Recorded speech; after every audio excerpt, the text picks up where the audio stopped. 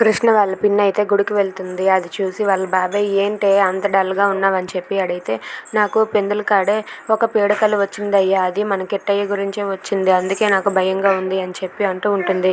నువ్వు అలాంటివేమీ మనసులో పెట్టుకోకు, కిట్టయ్యకి ఏం కాదు అని చెప్పి వాళ్ళ బాబాయ్ అంటూ ఉంటారు. ఇంతలో అక్కడికి కృష్ణ అయితే లగేజ్ సర్దుకొని వాళ్ళ బాబాయ్ వాళ్ళ ఇంటికి వచ్చేస్తుంది. అది చూసి వాళ్ళ పిన్ని అయితే, కిట్టయ్య వచ్చేసావా కిట్టయ్య అని చెప్పి అనుకుంటూ ఉంటుంది.